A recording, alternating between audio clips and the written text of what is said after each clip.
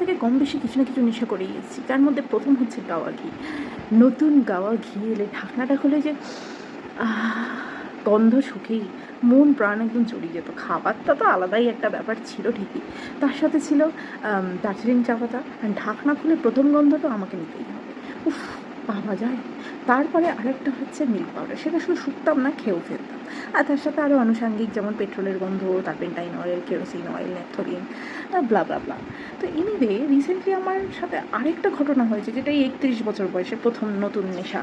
যেটা হচ্ছে কি না, মা বোতলটা ধুয়ে রেখেছিল, কিন্তু সেই বোতলটা দেওয়ার কারণ ছিল একটাই, যার মধ্যে ছিল কেরোসিন অয়েল। না না না, তার মধ্যে ছিল pure kachi ghani mustard oil. Add দিচ্ছি না, বাড়ির ঘানিতে তোলা। আর সেই যে ঢাকনা খুলে গন্ধ, ও ভাই সুখে, ও ভাই এক আলাদা লেভেলেরই নেশা। ট্রাই করে দেখুন। অ্যান্ড সেই গন্ধ সুখে কী আর বলবো, নাকের ফুটো আর নাকের ফুটো ছিল না, সেটি হয়ে গেছিলো সুড়ঙ্গ। অ্যান্ড সেই সুড়ঙ্গ দিয়ে আমার ব্রেনের মানে মস্তিষ্কর গুহা হয়ে গেছিলো। এখানে যদি কোনো নন এক্সিস্টিং মাথা ব্যথা বা মাইগ্রেন থেকেও থাকে, সেটাও বোধহয় পলাতক হয়ে গেছিলো। তাই জন্য সেটাই বললাম, ট্রাই করে দেখুন।